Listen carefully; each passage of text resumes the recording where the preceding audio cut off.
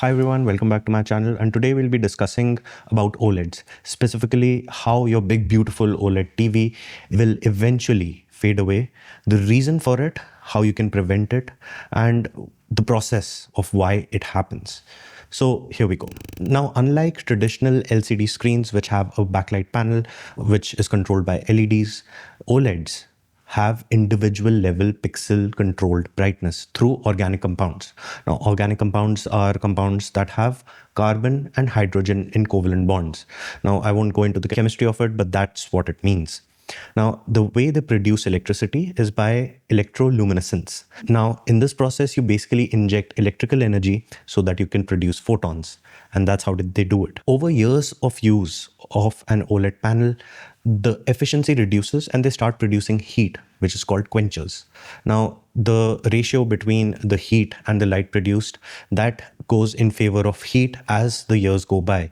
So the brightness obviously decreases. Now, the degradation in this format is not uniform. The blue light is the weakest link over here. Now, the blue light requires the most energy, so the degradation of blue light is also the fastest. And if you see any OLED panel which has been used for years, you'll see that there's a shift to yellow, and the blue light isn't that effective anymore, and thus, the overall brightness also reduces. Now, studies show that while your overall display might fade by about 3% per year under typical use, the blue channel can decline closer to 5% yearly.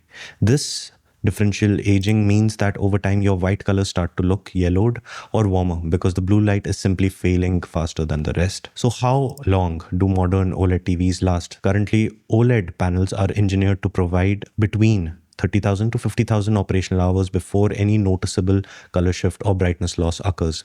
For an average user, watching 8 to 10 hours a day, that translates to approximately 5 to 10 years of performance before the fade becomes visually distracting. However, there is a fundamental trade-off. The operational lifespan is inversely related to brightness setting. If you consistently run your display at maximum capacity, say 100% brightness, you are drastically cutting its potential life, perhaps reducing from a 40,000 hour lifespan to just 10,000 hours. This high current density is also what accelerates burn-in, which is simply localized permanent fading of pixels exposed to a static image like a channel logo. Fortunately, modern manufacturers have developed sophisticated countermeasures. The longevity of today's panel is largely thanks to software compensation cycles called pixel refresh. When your TV goes into standby, these algos actively monitor the operational hours of individual pixel. If it has started to fade, the system slightly boosts the voltage to a specific area, effectively compensating for the wear and maintaining uniform brightness. Looking forward, the next massive leap is Tandem OLED. This new architecture stacks 2 or more emissive layers vertically, distributing the electrical stress across multiple modules by cutting the current density required for each layer by about 50%.